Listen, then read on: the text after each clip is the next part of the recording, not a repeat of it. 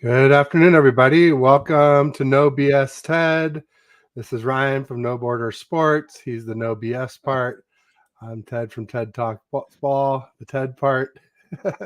uh, I wish it was a Victory Tuesday, but sadly, it's not. How are you doing today, Ryan? I'm doing okay. I was okay that night. I was getting a little emotional as I signed off, but then I just kind of made some food and ate and did my laundry and was sitting there jamming out to some music. And by the end of the night, I was fine. I'll tell you, since I've started streaming, like I've really felt bad about that uh, that 2019 loss, and that one I felt like not whole for a couple of days afterward. And I don't know, we lost this game and it's not like I didn't care, like I still do, but it didn't seem to like hit me in the gut where the other one did. So, like me, you've gotten used to it. I don't know if I've gotten used to it or if like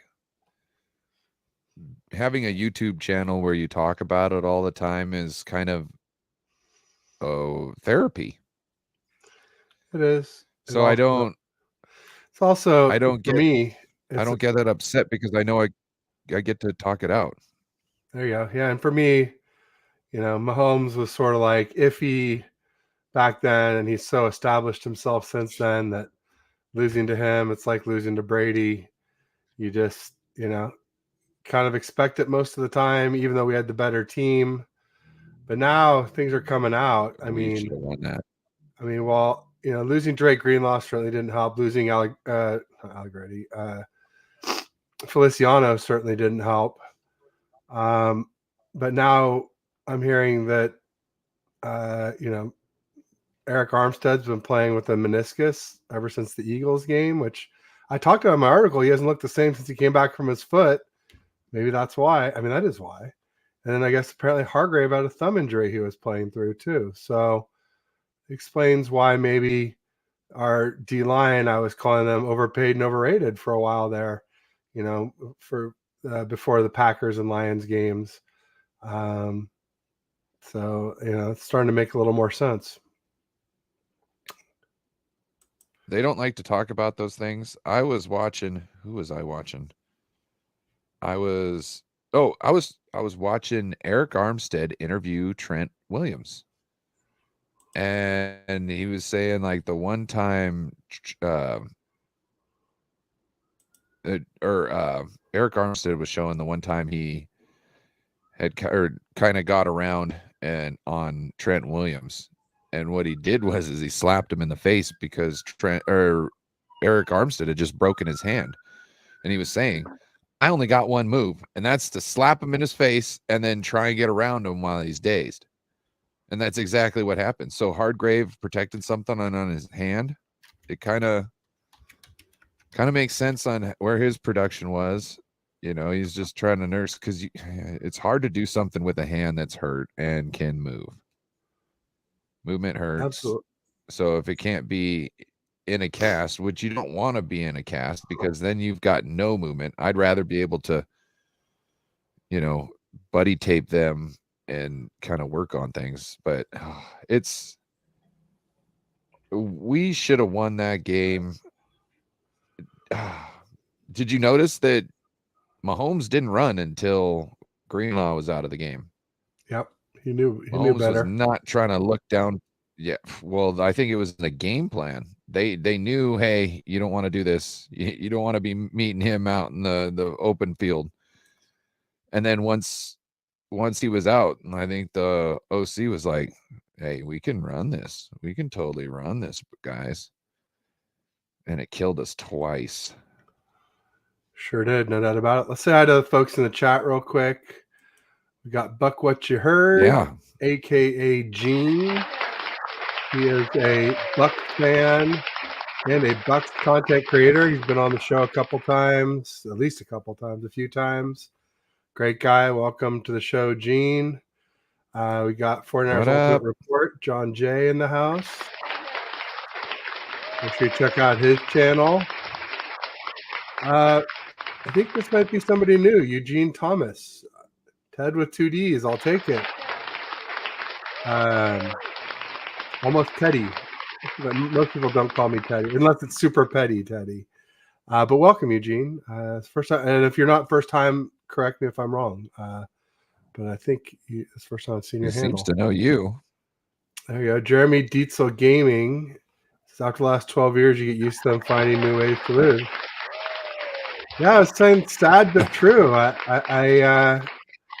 Kyle's a Super Bowl choker until proven otherwise at this point. So I wouldn't say I expected to lose. I did pick us to win in my article. But I also said MVS was my X factor, and guess who scored the first touchdown for the Chiefs? MVS. So I was like, fuck. Sorry. I was like, dang, I hate to be right on that one. I say the word. So, I was live and I was thinking to myself, I was like, that's the dude Ted was warning us about. Yeah, I said it a bunch of times in most of the shows I was in the last 2 weeks, because I was like, he can keep hanging on to balls, he could make a difference. If he drops like he did most of the season, most of his career, then that could be a way we beat them. So James says he's a mentally broken man. I'm sorry to hear that, James. Hopefully, but you didn't has burn any more jerseys.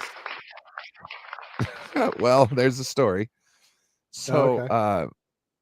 Before the game, we got a wonderful picture on the Discord sent from James, and showed his smorgasbord, and he had his beer, his whiskey out there, all that good stuff, and 2 bags of chips, tangy cheese and Cool Ranch Doritos, and then he had a chocolate fountain that had cheese sauce in it. Nice little fondue. So he was, yeah. And then this morning, James was like, I'm done. I'm going dark till the draft. I was like, oh man, all right, James, right? And this morning he informs us he can't find his fountain. His cheese fountain is missing. So he got mad and did something with it. Oh, then, man. In the course of a couple minutes, his wife said she found it. Okay, and it was good. at the top of the tree. Oh, then he says there's pictures incoming.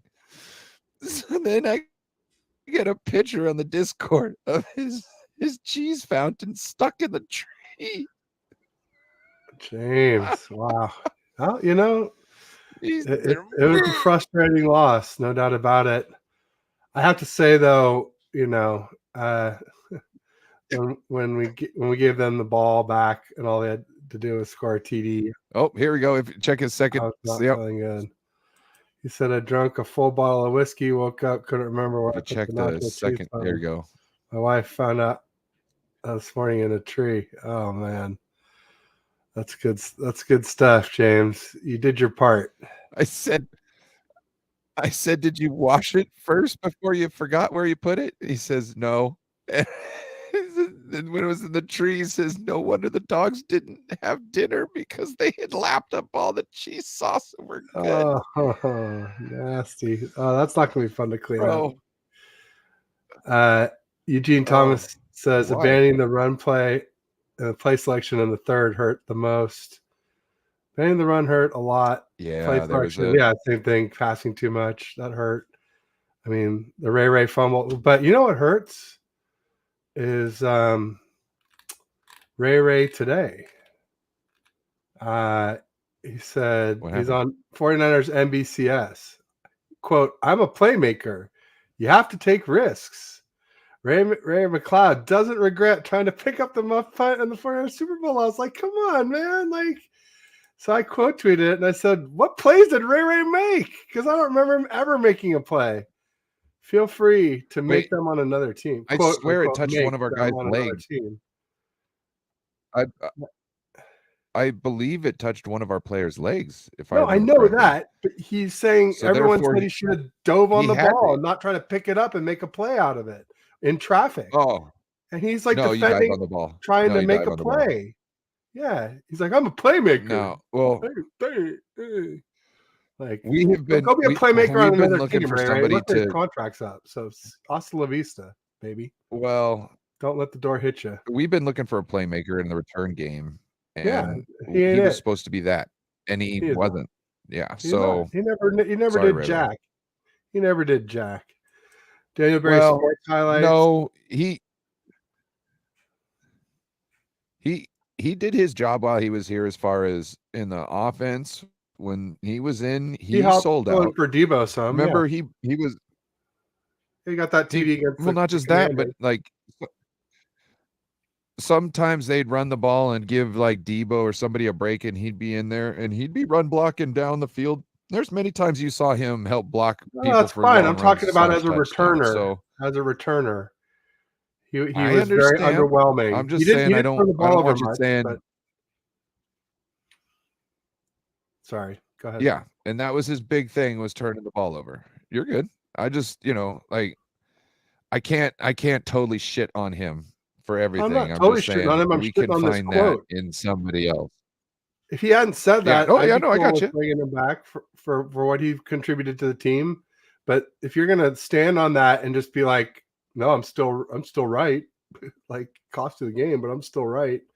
No good. Daniel Berry Sports Highlights in the house. Check out his channel. He is a Rams fan, but he's pretty cool. What up, Daniel Berry? There you go. We got Jeremy Dietzel saying after Greenlaw went down, Mahomes completed 100% of his pass to replacements. Yeah, Burks and DFF, Oren Burks especially, got torched. And it was weird because I was like, man, that's just so out of the blue that Dre tore his Achilles, and then I remembered he was out with a Achilles tendonitis in the beginning of January. He missed the Rams game, and he was questionable for, I think, the Packers game. So it's not totally out of the blue. And also, how much do you think this crappy practice field contributed to all these injuries? Because look at all these injuries we had. We had Debo pull a hammy, George hurt his shoulder. Obviously Dre with the Achilles, Feliciano. Well, George's shoulder, I wouldn't count. I'm just saying, how do we know if they had a better practice facility? Like, how many injuries did the Chiefs have in the game? Zip. I mean, I guess that's not true. Allegretti apparently tore his I got you. UCL. I'm just saying. Maybe more will come out. I don't like. I can't see George Kittle's shoulder injury being because of practice turf. Now, you could say that if you can't go hard Dre enough on the turf to like Achilles keep was your under shoulders more in tension. shape, I don't know. What If do you you can't mean? plant Go your hard? feet. No, he got hit. Kittle got hit. Now Dre Greenlaw's having to overcome a bad field, and that could have caused some strain on the Achilles. Yeah. That Jair totally Alexander too. You're Jair Brown too. Got injured. You're talking about injuries from anywhere from the hip down. You could kind of some back, I guess, some lower back, but mainly from the hips down. You could say that would be something worth pointing at and at least putting in the talk. But anything above that I wouldn't be comfortable with. That we already talked about. Jason Captor Niner Massey in the house. Check out his channel. He says hello for Faithful. Hello, Faithful and Samoan. Welcome, Jason. Thanks for being here. Coulda, shoulda, woulda. Nobody's fault. The media's a joke for trying to assign blame. It was just Pat being Pat. Well, no, there's some blame. I mean, there's some of that. There's definitely some Burford of Pat being missed Pat, the block on Chris Jones. Come on, let's be honest. There's a reason why Feliciano was in there and Burford wasn't. Like, if you look at the pressures allowed in the game, Burford allowed 3 in less than a half. And Aaron Banks allowed 5, and I don't know, I think McKivitz was 4. But like 3 in less than a half was the highest pressure rate allowed. So there's a reason why Burford wasn't in there.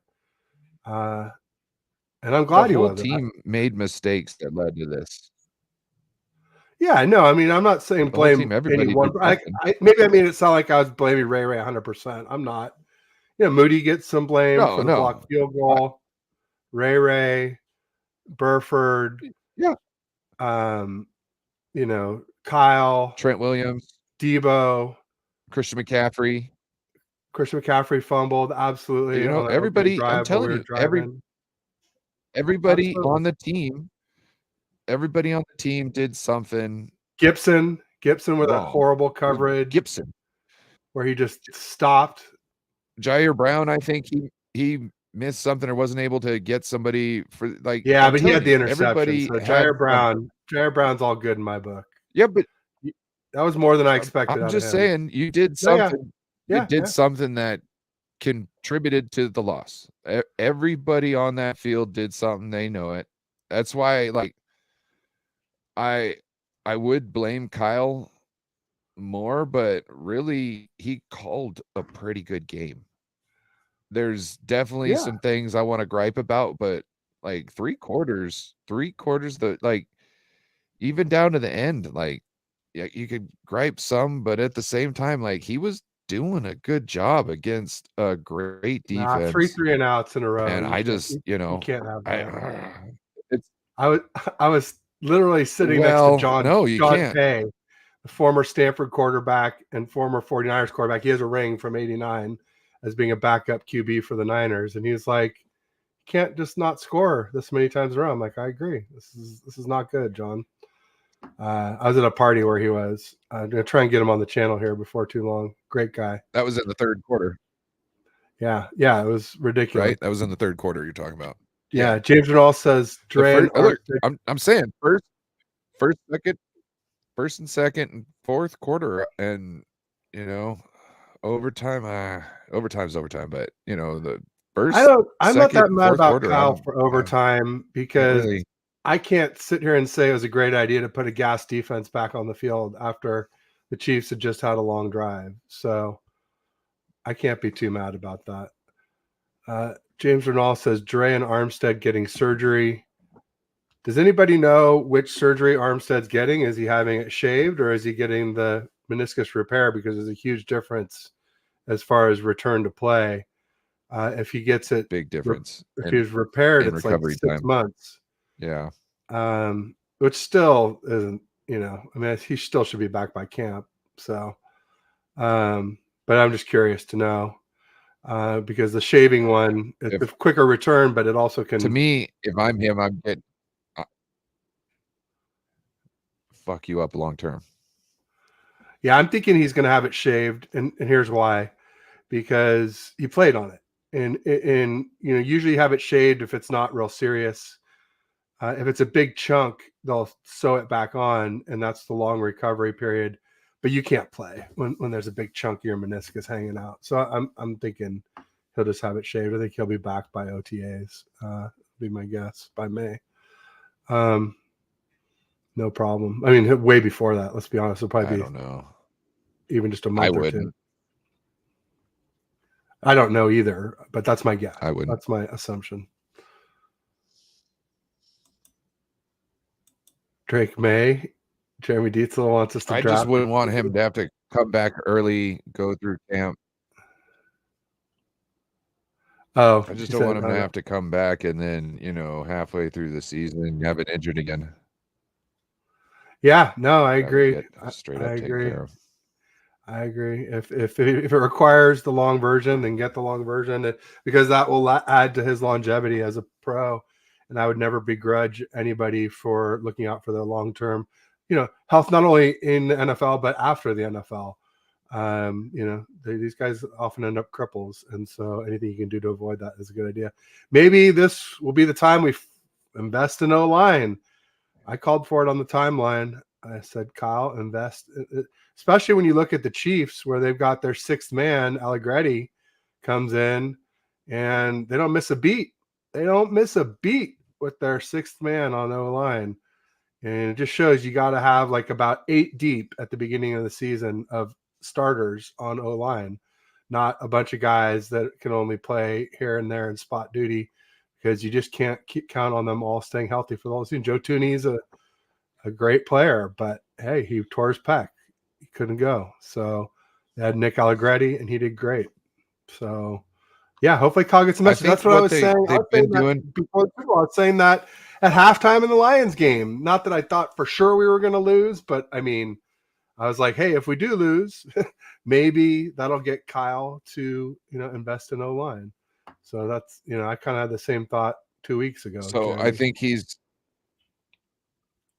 think he's got to figure this out, because what they're doing is they're taking bottom run-of-the-mill guys, and they're training them to be really good guys. But I think their big problem is they need to start with average guys. You know what I mean? Like better, just like better Kyle was and able to them make into those higher ranks. Just like Kyle was able to make Mostert and Jeff Wilson Jr. and Tevin Coleman look good, but man, you give him some blue chip talent like CMC, and look what he can do with them. NFL rushing leader. He didn't make he didn't make Mostert look good. He gave Mostert a chance, and Mostert did the work. You can't teach speed. You know what I'm saying? You can't teach speed. He wasn't even finding all the gaps. He was hitting the edge. You don't need to worry about gaps. You don't need to worry about the gap scheme. You're cutting outside the wide receiver or inside the wide receiver. He was not doing anything inside. I guess he really didn't do anything. Like maybe Jeff Wilson Jr., but not Raheem Mostert. No, he didn't really. I wouldn't say Bobby Turner probably out of anybody did something. Kyle Shanahan's system put him on blast, but yeah. I can't give any credit other to Raheem for Kyle's Raheem. the one who gave him the first meaningful carries, so that counts. James Renal, much love, fellas. All in all, sucks. Losing the Super Bowl, pretty happy with the season went. Anyway, had a long day. Maybe drifting out until the draft. Much love, fellas. Yeah. You're always welcome, and a lot of people will need to take a break too. I get it. Do what you need to do. Do what's best for you. But we'll be here when you come back. So, did you hear about Aaron? No. What happened? Aaron seems like Aaron's gonna stop streaming. Well, he talked about that all season. Pack up all his stuff. Yeah, I guess the loss was too much. So if everybody could go reach out to Aaron, just let him know you appreciate him. I got to do the same. Yeah. I didn't know. Aaron from 49er First Takes, please, reach out to him. No, that's a bummer. I mean, I would say not unexpected, just because he had been talking about it all season. But I don't know. I guess I should find out if he wants to do our show tomorrow or not. Sounds like maybe no. But I always say real life first. So if he's not feeling it, I'd much rather him not do it if he's not feeling good about it. So as much as I miss him, and I would love to do the show, a wrap-up show to wrap up. I think we probably will, but I don't know. I haven't heard. I didn't hear all this news, so this is all news to me. So prayers up for Aaron, and it's on his YouTube timeline. That's where I saw it. Okay, I'll check it out. There might be some stuff on Twitter too, but I saw it on his community tab. There's been a couple of posts.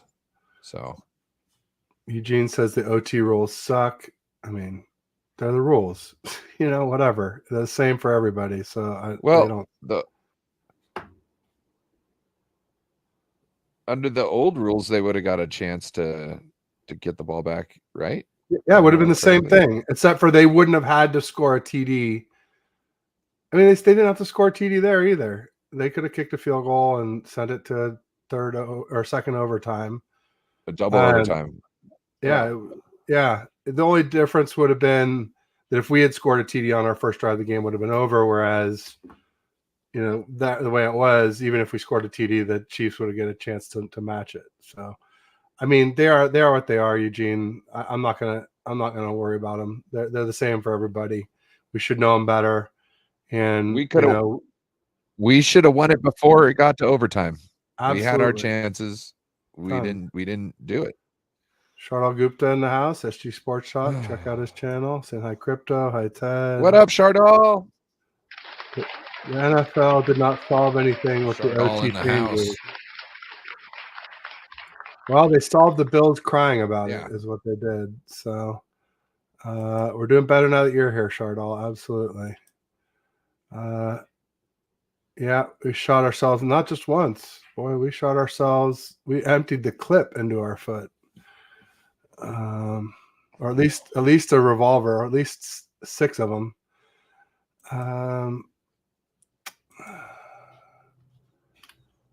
Shardal, this is a. We don't typically have guests on the show, but thanks for asking. Brock Purdy might have pissed himself in that moment because he was so nervous and anxious. I don't think he pissed himself. I don't think he pissed himself. I think the offensive line let him down big time. He was pressured mercilessly, and then it made Purdy and all our weapons look bad, and we know they're not. We've seen it through a whole season. We know that we have the best group of weapons. Dude, their secondary was all over Ayuk. Yeah, and all over Ayuk. Yeah, Snead was all over Ayuk. All over Kittle. And McDuffie was all over Debo. I mean, he had a lot of great PBUs. So they did a great job. I'm not gonna take anything away from that. I would be cheating us if I was gonna come out and say that people were open and this and that. Brock Purdy did a great job not throwing risky balls. That's anybody who felt like they're back against the wall would have made worse mistakes. You know what I mean? Like, so that's it. He got some experience. Hey, Shardal, let me talk to Aaron first and see what's going on. I haven't even talked to him, so I'm not going to make any assumptions right now. We'll see what happens, but we'll find a time to do a stream together. Absolutely. Let's see here. Yeah, so I mean, obviously, there's a lot of blame to go around. Kyle, I mean, you could blame Wilkes some too, but I can't get too mad at Wilkes when the defense held Mahomes to 16 points in regulation. I think they could have obviously done better on the last drive, but in the end, it was the offense could have done a lot. Could have done a lot to take the ball we could have gone for it on fourth Kansas down. City throughout the game. That's the problem with taking the ball. Like those first. 3 and outs you were talking about. The 3 and outs. Yeah. Guess what happened? We didn't chew much clock, and we gave them momentum.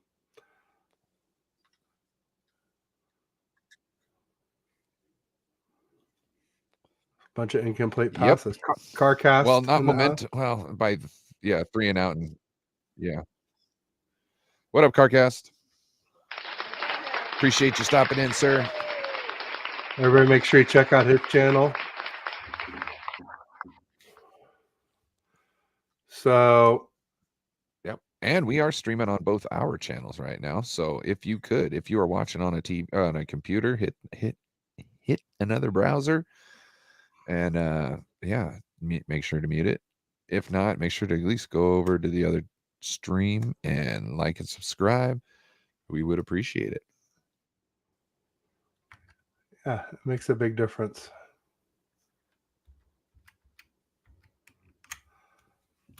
There we go. Especially now that it's the off season. Things tend to slow down, especially now that there's no QB controversy. What do you make of the Brandon Ayuk news?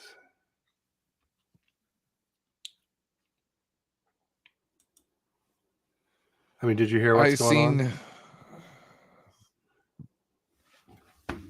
Yeah, he had that little cryptic tweet on his Instagram, and then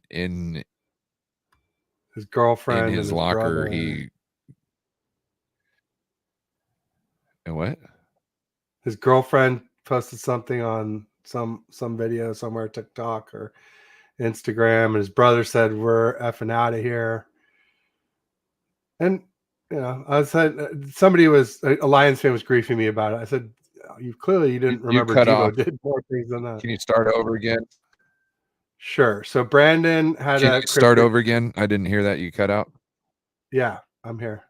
So Brandon had the cryptic tweet that was like, "Remember who got you there," because of the ladybug catch, obviously. And then his girlfriend had some tweet just outside of Levi's where she kind of made it seem like he was sitting next to her in the car, like, "Oh, we may never see Levi's again." And then his brother tweeted or, put up somewhere on social media, "Oh, we're effing out of here." And so there's a triple threat of stuff.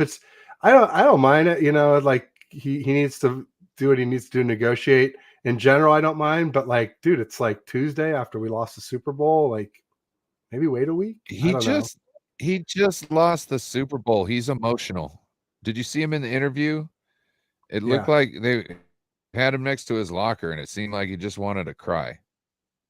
So, man, I'm not worrying about anything right now. He wants to come back here.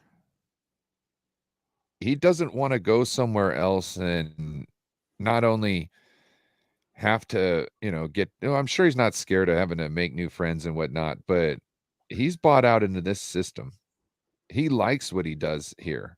He's the best wide receiver on this team. If he goes somewhere else, he might not have the same luxury of riches and he might be scrutinized more because they're going to expect a Justin Jefferson out of him. You know what I mean? I'm not saying that he's not on the same lines, but if you're not, welcome, Jesus fucking Christ. What the fuck? Someone blowing you up. Jesus. I think it's Jeff. Jeff Jeweler Jeff? Yeah. Bing, bing, bing. Yeah. Oh. Interesting. Oh, it's like one sentence comments at a time. Jeremy Bro, Dietzel Gaming says Ayuk is a great player, but 25 to 27 mil would go a long way to fixing the line. Absolutely, it would. And he, as good as Ayuk is, he's like our third or fourth target. They're not going to pay money for a line. Well, we could pay draft picks. Okay. I hope we draft they're gonna first and third, and the corner in the second. Right guard, right tackle. Well, right tackle. So, like I was saying, they're just. Guard. Go ahead.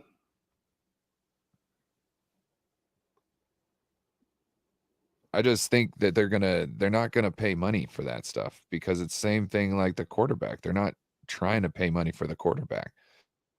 They're trying to sprinkle their money everywhere else because that's where they get the advantage. You can't cover everybody. So they are going to, believe, just start trying to draft a whole bunch of linemen and kind of turn them out because after their contracts up, their rookie contracts up, we're not going to be able to keep most of them. I feel that's the way we're going to be going. And we've been taking like nobodies and they're like the second best offensive line when it comes to production and whatnot. That's crazy. The 49ers? So they got to do something because they're not second in production, but you know what I mean? Like they're up there. You got Trent Williams and you got a whole bunch of nobodies essentially. Yeah. Nobodies that you would call stars. That's what I called and out they're in my able to article. take mediocre players. So if we draft higher, these positions higher, I think it's a little more clay for them to mold. and then we can get these, diamond in the roughs. It's just we're just gonna have to draft deep because you're not going to get all these every year. You know what I mean? You're going to have to. We draft a lot of guards. We need to start drafting a lot of tackles. Exactly, because Trent Williams is going to play about one more year and higher. He's going to play to break that record in 2024. Eric Armstead also. And then all bets are off. I don't care about Eric Armstead. I'd like to get rid of his contract right now. 28 freaking mil this year. I don't know what it is. Let me read off the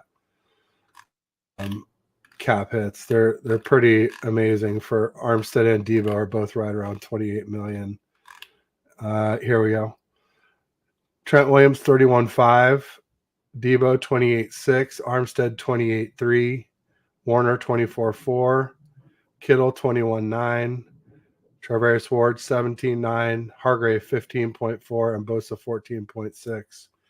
Those are the highest. CMC 14.1 and Ayuk 14.1. That's just because Ayuk's on a 5th-year contract. We can get Ayuk's a lot lower if we actually extend him. We can defer a lot of that money out into later years, easily backload it. But Debo and Armstead's numbers. What I've been talking about this whole time is they will backload it because Debo, if you look at it, he's backloaded himself. So you can have Debo and Brandon Ayuk both on the same team with Brandon Ayuk under a new contract. It's only you can't keep both essentially after that. So it would be Debo doesn't get a new deal, or you trade Brandon Ayuk out after that. But you can get both of them under the same in the contract done and have both of them play. Absolutely. No, that's the plan, and that's what I expect will happen. I mean, any player with any negotiation, there's a chance that it doesn't go well. I mean, I think the thing in our favor is that, Brandon Ayuk grew up being a 49ers fan.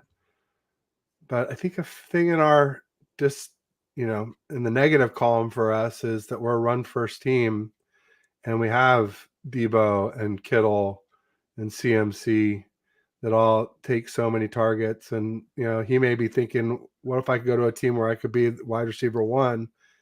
Now, I don't know. Can he handle being wide receiver 1? We won't know until we see him try to do it, because there's a definite phenomena here where all those guys I just mentioned take a lot of attention from a lot of the best defenders away from Ayuk, and where he gets single coverage or he gets, doubled by really weak guys or whatever.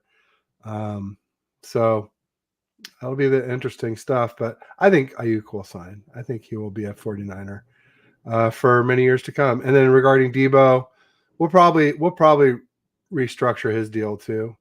I don't think we're gonna have a $28 million cap hit for Debo or Armstead in 2024. I don't see that happening. That's too much for either one of those guys.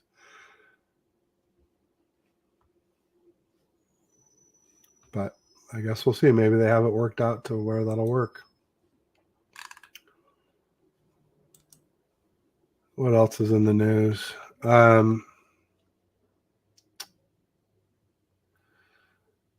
Yeah, they're saying that, Burford and Burks didn't do well and filling in for Dre and Feliciano. No surprise there. I don't know. How are you feeling about Kyle? How are you going to have no drop off? Kyle Shanahan? Yeah. I mean, there's a lot of people that are in the Fire Kyle column now.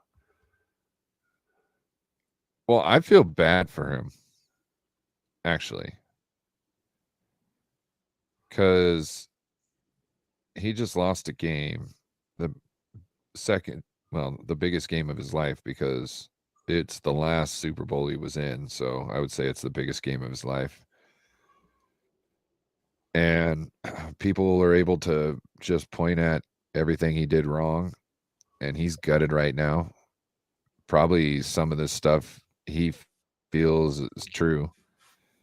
And I just hope he can pull himself out of it, because you got to be like a defensive back and you got to kind of shake it off. Not to say that you can't learn lessons, but we need him to kind of, whip out of it and get back on the horse, because we can't get to Super Bowl next year if he's not in his bag, right? So did you hear the part where he said, that's kind of where I'm at. I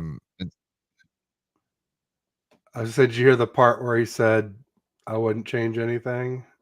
Like, that was bothered me. But some. He said he wouldn't change anything now, but that doesn't mean that he's going to stay with that. What do you think the Cabo crew is going to say, Tom? I don't know. Fuck, Seemed man, like we were right there. Holy shit. Well, seemed like Kittle was pretty pissed. CMC, probably pretty pissed.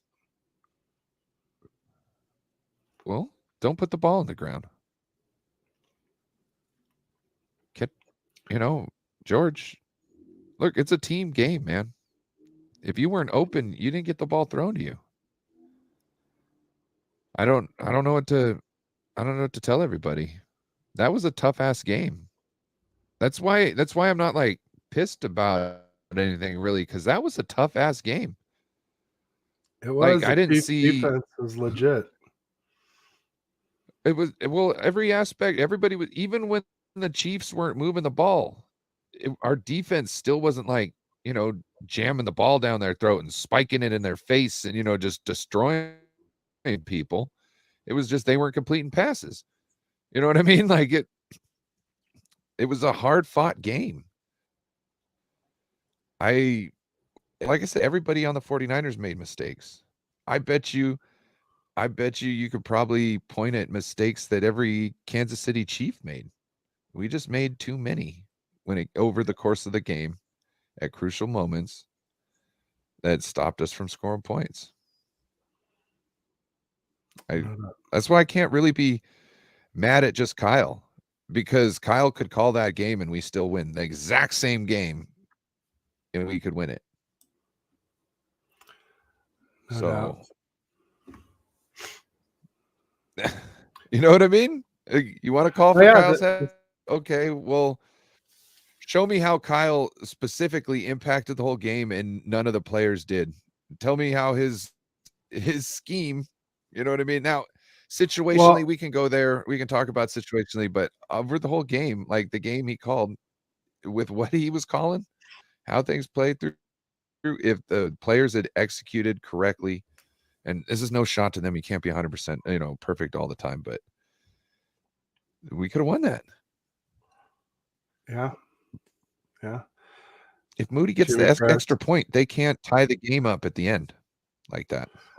Jimmy says, when is this enough? I mean, like, touchdown. I would say poor Kyle because of his O-line, but then I'm like, that's Kyle's fault that he doesn't invest in O-line. So I'm not just like when I said I can't be too mad at Wilkes when Isaiah Oliver's on the field. People are like, well, Isaiah Oliver is Wilkes' guy. I'm like, oh, that's kind of true. So yeah, we'll get to that in just a second here. 10 toes down, went to bat for him.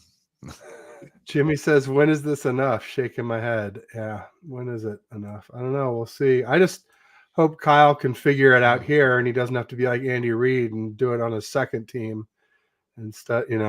I think Purdy could be his Mahomes. I mean, he's not Mahomes, but he could be enough to get Kyle over the top. We clearly were close in that game. Several times we could have done it. So a few things break a little differently.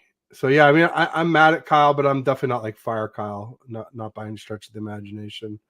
I still think he's the best we could do, especially, too, like, for anybody who's saying fire Kyle, like, keep this in mind, folks. Like, you think Brock Purdy's going to do better in someone else's system than Kyle's? Like, not a chance, man. Not a freaking chance, snowball's chance in hell that you're going to stick Purdy in a different system and he's going to shine like he's shined in Kyle's. No way. I don't believe that, not for a second. You agree with that, Ryan, or do you think Purdy will shine in any system? It depends on the coordinator, I would say, and the tools they have around. Because right now, Brock Purdy is like one of the most efficient people at tossing that crossing route, deep crosser, right over the top of the safety, or right in front of the safeties, and right over the top of the linebackers.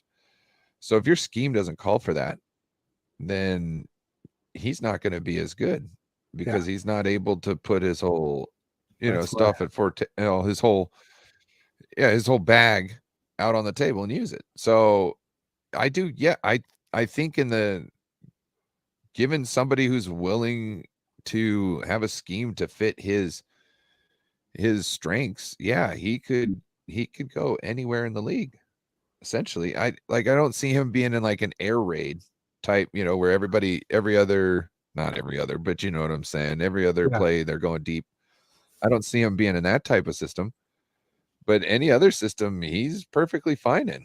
Look at what he can do. Perfectly fine is way different than like borderline elite that he is in Kyle's. I don't know. You just look at Jimmy. Jimmy wasn't as efficient as Brock here, but you see him leave and go to the Raiders and fall on his face. And speaking of going to the Raiders, you see how fast he processes things. Yeah, no, you see how fast he processes things. I see. So if he's in a system where it's not asking him to do more than that, then he's going to be doing great. You know, well, maybe I'm not. He's going to have the weapons because he's going to be processing. You got to have Kittle and Debo and CMC and Ayuk too. So everybody has to have somebody to throw the ball to who can but our get group open, is especially we're the best. It's the best group of weapons. Okay. Head to tail. Charles says thoughts on Brandon Ayuk want to get traded to the Raiders. You want to go first? Or you want me to? Oh, he just took a pass. I didn't hear he want to get traded to the Raiders. Yeah, he said. I think that came out today. Go ahead. I don't think he really thought about that, because the Raiders are a trash organization. Well, they did kind of turn it around at the end of season under Antonio Pierce, and now he got made their head coach. No. You got the fish rots from the head down. Okay, all right, fair. This will not work out. Even if you believe in Antonio Pierce, I would say, who's their quarterback? Jimmy G, Aiden O'Connell. I mean, come on. It's not even about that. It's about, at some point, the owner's going to step in and fuck it all up. Yeah, he's pretty bad. Yeah, he is pretty bad. So look at what Jed does. He pays extra money to have good people around, and then he stays the fuck out of it. And he pays money to pay people come to him, bonuses, and he doesn't skimp out. He uses the entire salary cap allotment. Yeah, Jed's been doing a great job. He knows off to Jed. He knows what he's doing. He's not scared to throw down bucks when they go, "Hey, we need to spend some of your money." He's like, "All right, okay, let's fire the owner to one of the better owners in the last, basically since Harbaugh left. Basically, since he hired Kyle, so the last 7 years, he's really turned it around.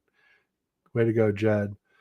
What are your thoughts on Steve Wilkes? They're saying, Kyle says, they said, will he be back? Kyle said, we're going to talk about that later. So, in other words, maybe not.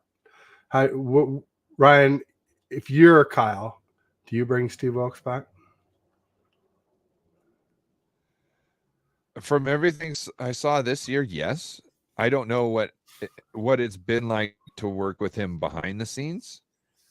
You know what I mean? Because there could have been friction as far as him coming in and doing our system and having to work within those confines. What would you call it? Confines? Confines, yeah. Anyway, yeah. So there could be something like that back behind the scenes that we don't see. But as far as that, based on what you saw, the first year DC was able to keep our defense going all the way up into the Super Bowl. I keep him. I keep him. To me, we only get better. Yeah. The only reason why I would kick him out, which I wouldn't do now, because all the all the jobs are gone. Yep. You know what I mean? So like, Unless and you've got somebody you kind of internally that you like.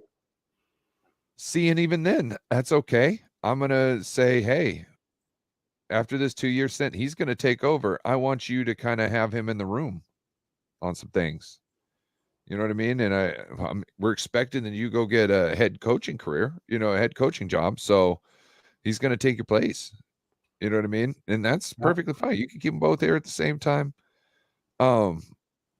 Remember, if he goes and gets a head coaching job, we get a 3rd-round comp. Yeah. So unless there's really internal issues between Steve Wilkes and Kyle, or like Steve Wilkes and John, or Steve Wilkes and the defense, I don't see there being any reason to get rid of him. The only reason I see, nothing I mean, obviously our defense was a little weak against the Packers and the Lions in those games, but then he tightened it up and we won those games. Everybody was getting smacked by them. I'd like to see him not play this stupid quasi prevent defense so much and so early, so often that gets us into trouble. But overall, I think I lean more towards keeping him than letting him go. The one great reason to let him go, though, and this may be what it is for Kyle, is to have that scapegoat of like, oh, yeah, we lost the Super Bowl, but now we got rid of Steve Wilkes, just kind of like getting rid of Jimmy G or, whatever. It's just somebody to jettison and just be like, there go all our problems, instead of looking at what he did wrong. And that would go over bad with the team. Yeah, well, anyway, he said he said, like, we'll see. McNiner says need an O-line that can pass protect. Yeah, I mean, McKivitz and Banks can't pass protect well. Feliciano is not known for it, but he did do well in the Super Bowl pass protecting. Trent Williams is obviously great at both. Brendel's a good pass blocker, but his run blocking stinks. We need guys that are not just half linemen. We have so many half linemen that can only do one or the other, and we need guys that can do both. And I think that you're going to need a bigger investment, either in dollars, cap capital, or draft capital, to like Ryan said, to get some more able bodies, some bigger lumps of clay to mold, rather than molding these tiny pieces into like decent starters, or passable starters as long as you can run the ball.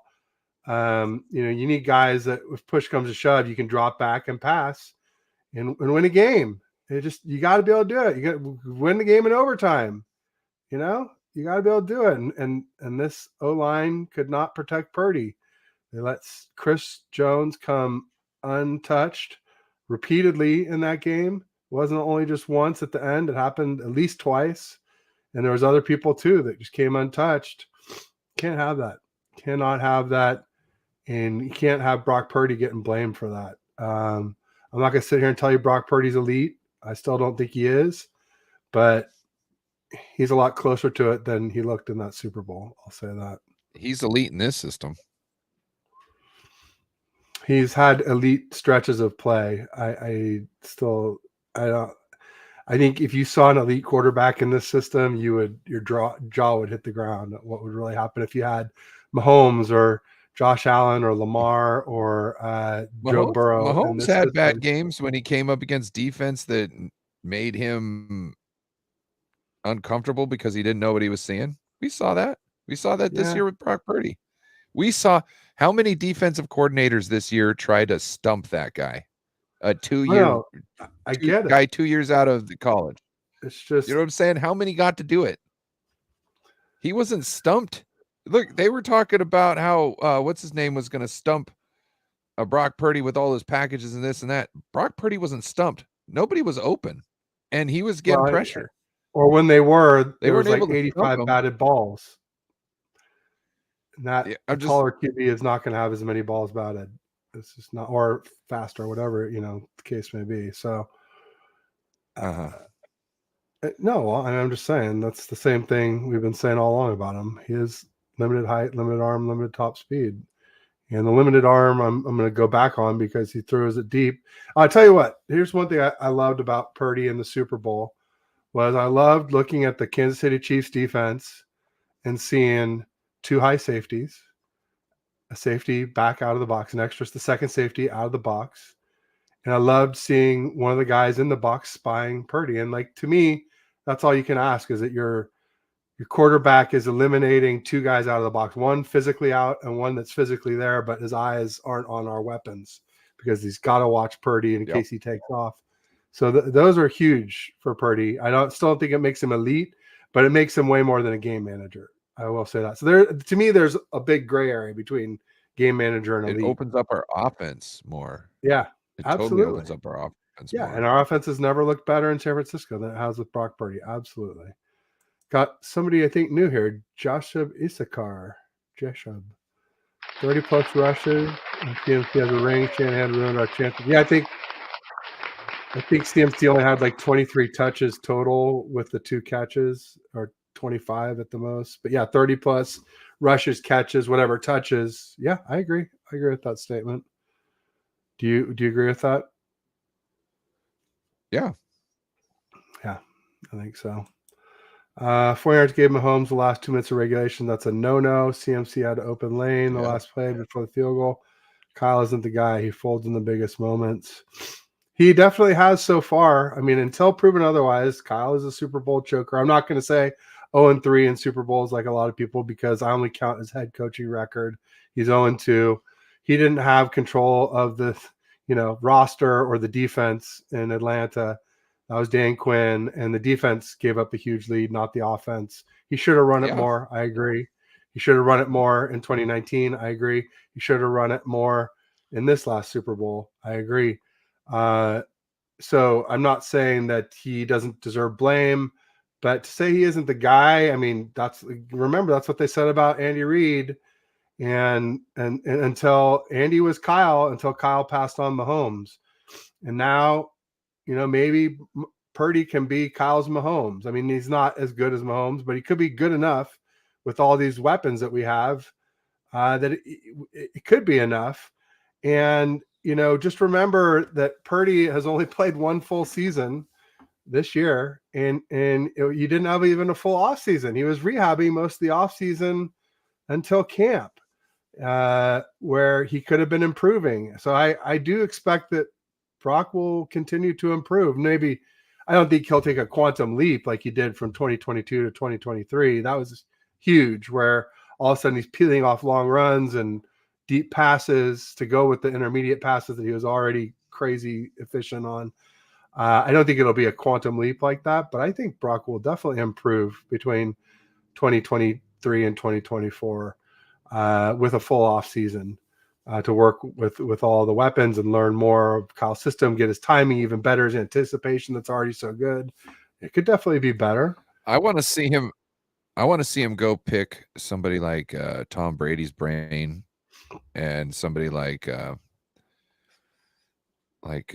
Aaron Rodgers' brain, where they're just talking about situational stuff. Like, if you see this and you got this in your shoot, check this, da da da da da. You know what I mean? Stuff that vet quarterbacks know, and that's really what because like him not seeing things, I kind of want him to figure out the stuff that they're gonna throw at him, because it seems once he's off, he's kind of not sidelined, but he's not effective. And if he can stop that and kind of see stuff beforehand and go, oh, you know what I mean, then he can be better. Because you take some of those games where he was confused for half the game out, and we go undefeated. Really? Maybe that'll be 2024. Other than the Rams game. Maybe the Dolphins won't be popping champagne next year. It's possible. I mean, we are the Super Bowl favorites. I don't know if you saw that, but Niners are favored to win Super Bowl 59. And I will say, like, that's partly because we have a great team and we've been, right there every year, just like we have, Super Bowl, NFC Championship, Super Bowl, NFC Championship, NFC Championship. But I think some of it is not just how good the Niners are, but how bad the NFC is. And also, conversely, how good the AFC is and how tough it would be for the Chiefs or the Bills or the Bengals or the Dolphins or whoever we think the top teams in the NFC will be next year to make the Super Bowl. They have a lot tougher road to the playoffs than the Niners had this year, and theoretically that the Niners will have next year. I guess we'll see. Maybe the Lions will rise up, but I think it has to do with more of the starters coming back. Like more of the yeah, big names on our team are locked in yeah, than no, other that's teams. compared to like the We were so Eagles. close this year. Yeah, Yeah. it just sucks because the Super Bowl hangover is real. And, only one team has ever made it back after losing the year before. That was the Dolphins in like 72 or 71. So it doesn't happen very often, folks. It's been 50 plus years since that happened. But real quick, Charlotte Gupta says the Titans running back Derrick Henry just needs 123 yards to pass CMC to make history. Yeah, that's not going to happen unless CMC gets injured. CMC is putting up more yards per game, more yards, whatever. And so I think Derrick Henry is nearing the end of his rope. He had a good season, but nowhere near what CMC had this year. So if CMC can stay healthy, I don't think there's any way that Derrick Henry is going to pass him in 2024. What do you think, Ryan? Not at all. Yeah, I don't think so either. Barring injury, of Derrick course. Henry's style is too much to be able to carry long term as a running back. You saw Marshawn Lynch. Yep. You know what I mean? Like being physical like that against guys bigger than you, even if you can do it, it takes a toll on your body. So, and he'll start getting slow, and then he'll be the second string for some other team because no one will want to pay his contract, and he'll get cut. Yeah, that's when you'll see it, and it might happen this offseason. Yeah, I don't even know if he's under contract because I think he is a free agent. So because they kept tagging him, I think so. I think he's a free agent in 2024, if I'm not mistaken. But hey, I'm 5 minutes past my witching hour here, so yep, you're good. Probably try and wrap things up before I get into too much trouble. My wife and I are heading out to dinner tonight. We're doing our FU to Valentine's dinner because one of the places we like. I looked at the menu and it's this Italian place here in Menlo Park, and they have this great lasagna, this great like thin layers, lots of meat, cheese, bechamel. It's ridiculous. And instead, they're doing like some kind of mushroom lasagna on the Valentine's dinner, and it was like $195 a head with no tip included. So you're talking like $5. And I haven't even tried the food. I don't even know if it's any good. Like, you kidding me? I'm no way I'm doing that. So we cheaped out and we're going out tonight for Valentine's to beat the rush, if you will. You know what February 13th is, right? Some people call it Black Wednesday is what I used to call it when I was single. No, it's steak and blowjob day. Oh, I see. Before. Go ahead. Sorry, I didn't mean to cut you off. No. Yeah, because if you don't get your steak and the blowjob, then Valentine's Day doesn't come. Ah, there you go. I did make steaks today, but I think you meant it the other way around. Well, no. I found a good deal on New York's, and so I yeah, grilled up 4 New Yorks today. My son, he barely eats any meat, and he just freaking loves steak. So gotta get the kids. Hey, if she buys them and you cook them better, it doesn't matter if she cooks them. Just saying, as long as they're getting done right, you know what I'm saying, and everything else is taken care of. Like, you know what I mean? Like, I hear you. I hear you 100%. That's funny. It reminds me of one of my favorite dad jokes too. Is a steakhouse joke. The guy walks into the steakhouse and the server says, "How would you like your steak, sir?" And he says, "Just like I like winning an argument with my wife." He goes, "Oh, okay, rare it is." That's hilarious. It's funny because it's true, but that makes me miss. We need Silly Fun Guy in the house. Even though he's a Rams fan, he's pretty cool, and he always brings the dad jokes. So Derrick Henry was a beast. I don't think he really is anymore. I mean, I couldn't tackle him, but NFL guys can now. he's still a beast. He's slowing down. And you know how it is with running backs. All of a sudden, they just fall off a cliff one year, and this could be that year. He's definitely been slowing down some. So he is not what he was 2 years or even 3 years ago. Nope. Ryan, anything you got going on coming up that you want to promote before we knock off here? I don't know. We might have Bring the Heat. I'm not sure. I haven't talked to Bashar yet. But yeah, I'm gonna call him up here. So it should be on his channel tonight if we have one. So check that out. Did I tell you that Beto blocked me? No, what'd you do? Nothing. Not a damn thing. But remember when I made that DM channel, I was like, you've already blocked me once for kind of nothing. It was for Warriors Lakers banter. And I'm sure he'll block me again. So I made that other DM channel to make sure that I didn't miss out on all those great people. And anyway, he did it again today. I posted it and just said, this guy's a snake. If you don't know about Beto, folks, well, you'll find out. I'll just put it that way. But that guy is a snake, and he's only using you. He doesn't care about you. Sorry. So you were saying? Oh, we might have a show. Check it out. 49er minded. 49er minded. There you go. And then I'll check with Aaron and see if we're doing first and Ted tomorrow or not. Hopefully he's okay. That's the most important thing, one way or the other. Maybe his nacho fountain's up in the tree too. I don't know. Or his stuffed shells mold. His mom likes to make the stuffed shells. So. Oh, the stuffed shells. Oh yeah. All right. Well, thanks everybody who showed up. I appreciate it. We appreciate it. Thank you, Ryan, for showing up every week with me and putting up with my BS. And no BS. Ted. Yeah, you're the no BS. I'm the BS. Anyway, the Ted. I'll just say All right. peace and go Niners.